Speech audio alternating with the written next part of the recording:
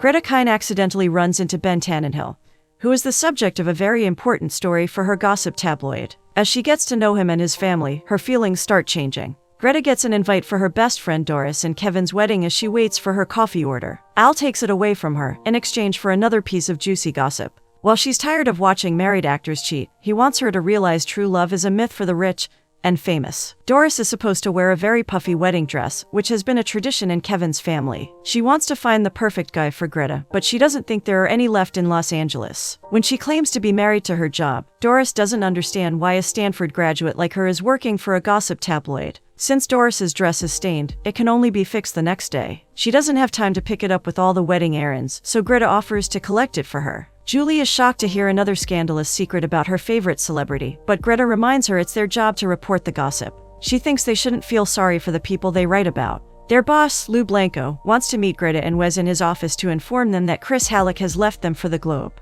Chris was going to help them launch their Pulse Gossip magazine exclusively online, and he needs a huge story for the launch. Wes and Greta start pitching ideas about the famous political family, the Tannenhills, who have been in the limelight after Evan Tannenhill perished of a heart attack before his election campaign. There have been a lot of rumors about his widow Maggie and her two sons Benjamin and Jared. While Jared is known to be a playboy, there's not much information about Ben, who separated from his girlfriend Claire Sinclair a year ago. Lou informs them about the family staying in Big Bear Estate for Christmas. He wants them to find out more about a tip that one of the boys recently bought an engagement ring. He makes it a competition between his two best reporters and declares that the first one to get proper gossip will get to run their magazine online. Greta starts her online research about Ben, but notices that Wes is missing. After picking up Doris's dress, she gets a call from Julie informing her that Maggie has already reached the estate, and Wes is there too. Greta can't let him have her big story and decides to head there right away. She gets lost on the way and confirms the location with Julie, who thinks she should be close. Greta hasn't packed any clothes or found a place to live, since reaching the estate before Wes gets a scoop is her biggest priority. There's no cell reception after a point, and she loses touch with Julie too. As she tries to turn back, her car gets stuck in the snow, and she's not able to push it.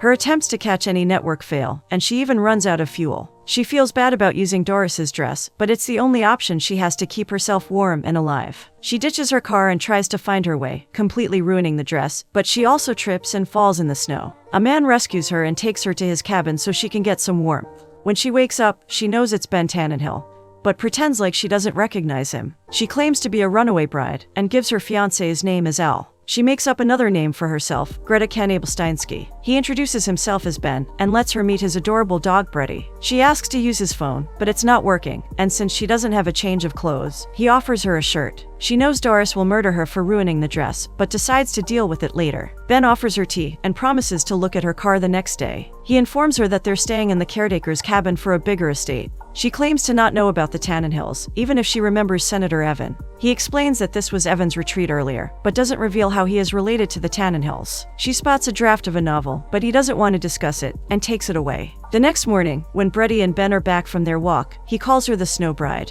She doesn't mind him joking about it too soon, and is grateful he got her phone. Her car is completely wrecked, and they will need a tow truck to help with it. He offers to make some bacon for her, and asks what she does for a living. She claims to be figuring things out, which makes sense to him, since she ran away from her wedding. He shares that he too almost got engaged once, but she wasn't who she appeared to be. They hear a knock, and the real caretaker Peters comes over to ask Ben to at least keep his phone functional. His mother has also sent a message asking about brunch. When he's gone, Ben admits he is a Tannenhill and has borrowed Peter's cabin for work. He apologizes for not telling her earlier, because he likes to be a regular guy sometimes. They realize he has burnt the bacon, so he invites her to the estate, so he can feed her while they figure out what to do with her car. Greta starts admiring the estate as Ben goes to look for his family. Maggie wonders who she is, and mistakes her for someone who has come to deliver a package. Before she can clarify anything, Ben finds Maggie, and she informs him about Jared bringing a mystery guest to the brunch. Jared is happy to be there, and apologizes to Ben, since he wanted to discuss something with him before coming, but his phone was off. His mystery guest turns out to be Claire Sinclair,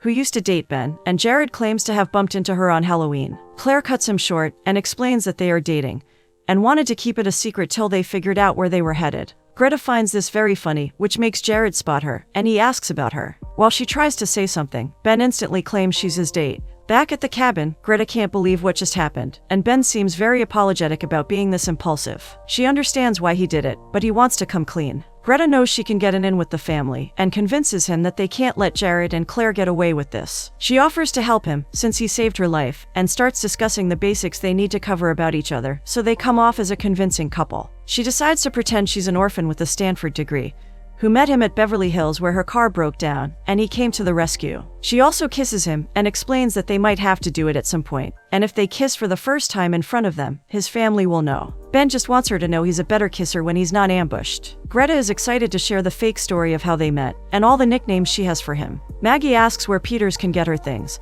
but she reveals that she doesn't have any, because Ben surprised her. She claims he's very spontaneous and romantic, and didn't give her time to pack. Ben knows his family will not believe this, so he pretends that Greta brings out the fun side in him. Maggie needs to shop and offers to take Greta, but Claire decides to tag along too. They come across stores for baking ingredients, where Claire tries to impress Maggie with stories about the courses she has taken in Paris. Greta has baked gingerbread cookies with her grandma, which can help with the charity, which Claire remembers is something the Tannenhills do. Maggie asks them to meet at the same spot after an hour. Claire rushes into a shop and tries to buy a gingerbread house for extra money and get it delivered to the estate, so it looks like she made it. She wants utmost discretion from the baker and asks him to make sure it reaches her on time. When she spots Greta outside the window, she knows she needs to hurry. Greta is excited to give Lou an update about how close she is to getting an exclusive, since she knows who's getting engaged soon. She wants the corner office, but Lou asks her to first get pictures and make sure she beats Wes, who also apparently has a lead. Jared is trying to find the Christmas decorations, since he wants the first Christmas Maggie decided to celebrate after their dad passed away to be special for her. He claims to care about the family, but Ben just thinks he is selfish. Jared thinks he should be over the Claire thing by now, since he's with Greta, but Ben thinks bringing Claire without discussing it with him first is very disrespectful, since Ben was almost engaged to her. This starts a fight between them, which Maggie breaks apart. She thinks they're old enough to know this type of behavior is childish, and asks them to go to their rooms. Greta thinks Claire still likes Ben, since she was trying to compete so hard with her at the market. Ben knows she just wants to be a Tannenhill, but from the look she gave him, Greta is sure she's into him. Peters brings her stuff to Ben's room, which confuses her, but they realize they're pretending to be a couple. He offers to take the couch so she can get the bed. They're working on gingerbread cookies, and since Ben doesn't understand how to roll the dough properly, she decides to teach him. When Jared turns up, Greta makes him try their first batch and gives him some icing so he can help out. He struggles with it, so Ben teaches him how to do it. Peters and Maggie think something smells delicious, and Greta claims it's her grandma's secret recipe. Claire teases Jared about trying to make cookies, but when he offers to help with her gingerbread house, she claims she wants to work on it at night when everyone is asleep. Just like the charity they're going to, Claire remembers running for office is also a Tannenhill tradition, and asks Greta if she knows if Ben is planning to do it. When Ben makes a joke about Jared beating him to it, Claire cracks up. Jared feels hurt. She finds it funny, so she explains that she doesn't expect him to run for office since he's a stockbroker. While making the couch for Ben, Greta spots the draft of his novel and starts reading it. She's very invested and doesn't notice him entering the room. She thinks he's very talented and is surprised he's writing romance, since everyone expects him to be a politician. He thinks of that as a burden on the firstborn, because of the comparisons that get made with his father. She still feels if he wants to be a novelist, he should pursue it. He claims it's easier for her to say, since she doesn't have to answer to anyone, but apologizes immediately since he doesn't want to be rude. Claire gets the delivery of the gingerbread house on time, and doesn't wait to listen to something the baker has to say. At the charity event, Claire is trying her best to make her presence felt. Greta spots Wes lurking around and confronts him. They both refuse to reveal what they know, and he threatens to blow her cover since he saw her with Ben. She threatens him too, so they decide to call a truce and focus on their stories. Claire happens to witness this meeting and knows something is going on. As Ben reads a story to the children, Greta watches in awe. When he takes them to play football, Ben and Greta make sure to have a lot of fun with them. He starts giving tips to a child, and Greta seems surprised that he is genuinely a nice guy. When they meet the family, they learn the event has been a huge success, since Jared also overbid on Claire's gingerbread house. Greta praises Ben for being great at telling stories to the children. Claire cuts in to mention that he used to write short stories when they were dating, and dreamt of becoming a novelist one day, which Maggie didn't know about. Right then, Greta gets a call from Doris asking about her dress. Greta asks Ben if the dress is still at the cabin, and claims she needs to pick it up, since they can't let Peters see it. She takes the keys and rushes to the cabin, but the dress is not where she left it. When she looks around and thinks she has found it, she notices a photo of Peters and Maggie with some letters addressed to Maggie. She freaks out when Peters is back and claims she was just looking for the wedding dress she left there. She asks if he knows any good dry cleaners, and Peters wonders if she and Ben eloped. She clarifies about that and somehow confesses that they are fake dating. She explains how they pretended to date when Ben found out about Claire and Jared. Peters thinks they need to end the charade soon, since Maggie is starting to get fond of her. Greta feels very good about this, and comments on how everyone is much nicer than she expected. Since she claims to have not known about the family before she met, Peters asks if she's hiding something. She asks him about the letters to Maggie instead, and he explains that he knew Maggie from his childhood days. After they lost touch, and he was helping Evan with the election campaign, he met her again as his wife. Greta knows he loves Maggie, but Peters claims that Evan was always like a brother to him, so after he passed away, he got closer to Maggie, but never let anything inappropriate happen. He still asks for Greta's discretion, and she's willing to keep it to herself if he lets her and Ben figure out how to deal with their fake relationship. Ben runs into Claire at the house, who apologizes for causing trouble with his mother and tries to flirt with him. Greta asks to speak with him urgently and informs him about Peters knowing everything. He is worried about talking to his mother, but she assures him about a deal she made with Peters to keep it a secret. He discusses how his mom used to send Peters to find out what he and Jared were up to, and not his dad, since he was always away for work. He also didn't get to show his dad any of his stories. He finally wants Greta to read the novel and give her honest opinion. When she's going through the pages, she gets a call from Julie asking about her undercover operation. Greta thinks they're amazing people and even feels guilty about deceiving them. Ben returns with a lot of bags and claims that her car is fully functional now. He nervously wonders if his writing seems cheesy, but Greta assures him that it's beautiful and hopes his talent doesn't go to waste because he's too afraid to go public with his work. They share a moment, but they get shy, and she returns to the bed. Ben informs her about a Christmas ball his mom is hosting. When she's freaking out about what to wear, he shows her all the bags he got for her. He decided to get a lot of dresses and shoes in different sizes, and knows she can return whatever she doesn't use. He thinks it's the least he can do, in return for everything she has done for him, which makes her feel something. That night, as Greta walks down in her beautiful dress, Maggie thinks she looks lovely. Ben is also amazed by how wonderful Greta looks, and can't take his eyes off her. When they reach the ball, everyone is having fun. But Claire gets jealous of how close Ben and Greta seem to be. Peters comes over to compliment Greta, who thinks Maggie looks great, and that he should ask her for a dance. Greta finds Wes lurking around at the ball talking to someone, and confronts him about following her. He claims he has found some latest news about Jared bringing Ben's ex to the family, but she thinks it's old news, and he needs to keep up. Claire is trying to spy on Greta, and when she leaves, she asks the man Wes was talking to about him. He informs her about Wes being a reporter from Pulse Gossip, and that feels like a breakthrough to Claire. When Greta gets back to the ball, she's very happy to see Maggie and Peters dancing and enjoying each other's company. Claire asks her about the guy she was talking to, but Greta claims he was a random man looking for the bathroom. She threatens Greta about her only being a temporary addition in Ben's life, but she's not worried about her threats. Claire finds Ben at the ball and steals him away for a dance, as Jared watches in confusion. Ben seems very tense, so Claire asks him to relax, and wonders how much he knows about Greta. She claims to care about his family, and insists she misses him. Jared walks over to them, and takes Claire away to dance with her. As they all watch, Jared starts praising Claire, and even if he thinks everyone will find it sudden, he gets down on one knee and asks her to marry him.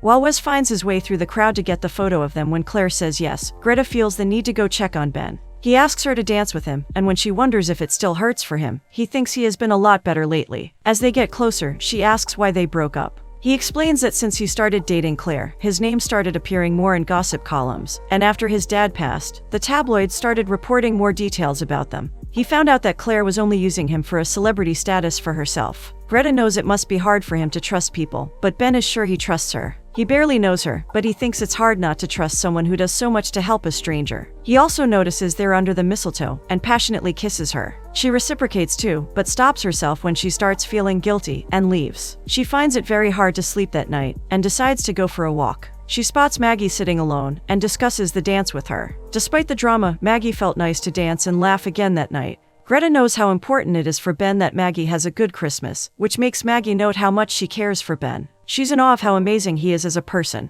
When Maggie asks how she feels about Claire being there, Greta still seems fine with it. Maggie knows it's weird to see both her sons with the same woman, and knows this is something the tabloids would love, even if her family has never wanted the publicity. She also shares a story about Claire making a pass at her husband once, who rejected her. Maggie never thought she'd see her again till she came along with Ben. Greta doesn't understand how she can stand to be under the same roof as her, but Maggie believes in things working out for the best. Greta tears up when she finishes the ending of Ben's novel, and informs Julia about sending it over to a publisher at Warner Books without telling Ben. She's hoping he will get encouraged to publish his work when a professional approves of it. After finding out about Wes online, Claire goes to the list of reporters and finds Greta's name and photo on the page. Greta joins Ben when he's watching football, and asks about how he slept. She makes fun of his snoring, and when he claims she snores too, they get into a friendly pillow fight. He ends up getting very close to her and admires how beautiful she is. He tries to kiss her again, but she claims she needs to tell him something important before that. Jared joins them and asks them to share the gingerbread house with him, since he spent a lot of money on it.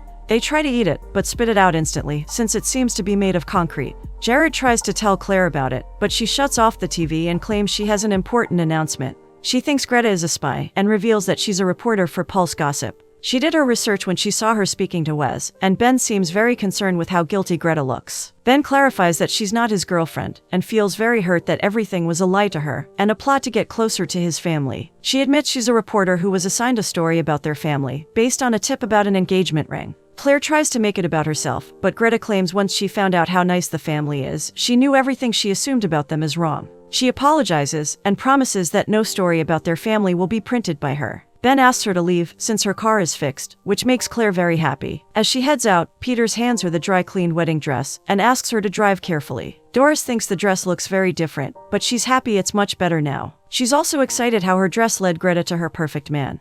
But Greta just feels guilty and depressed about everything that happened. She's too afraid to contact Ben, and knows he doesn't want to speak to her either. Doris glances at her wedding card and gets an idea. Ben is trying to be alone when Claire comes to comfort him, and claims she only found out the truth about Greta since she still cares about him. She tries to get too close to him, and tells him that she loves him. When she moves in for a kiss, Ben reminds her that she's engaged to his brother. Claire feels like she made a mistake with Jared, since she has always loved Ben. When she tries to kiss him again, he clarifies that these moves never worked on his father, and won't work on him either. He threatens to expose everything about her, which will make her miss her last chance of being a Tannenhill. She feels insulted about him walking away, but Jared has overheard the whole exchange too. She throws her ring in the snow in frustration, and insults them before leaving. Ben feels like he should have warned Jared about her, but Jared knows he didn't give him a chance. Ben finds the ring right when Peters gets a parcel from Doris. Greta is willing to give up her promotion, since she doesn't want to reveal any details about the Tannenhills. Lou tries to remind her that they are spoiled and rich politicians, but Greta defends the family, and refuses to hear anything about them. Lou still wants to run the story, but since she won't cooperate, he fires her. She doesn't know what she'll do now, and Julie asks her to steal her away when she figures it out.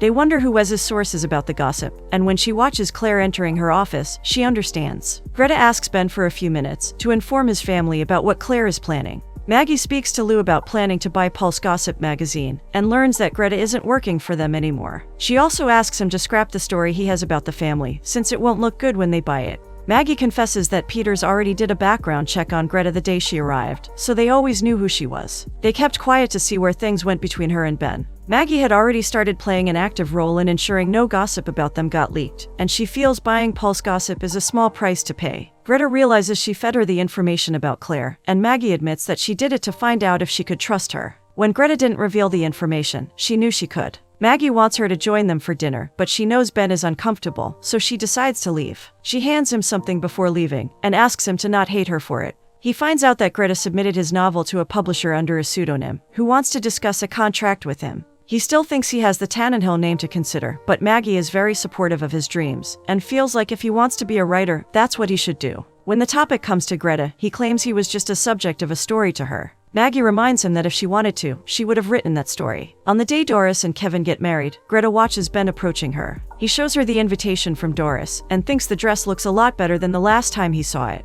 Ben still thinks Greta found the story she was looking for, but she's curious about the ending. He's willing to give her an ending, and kisses her, while they get papped by Al and try to stop him.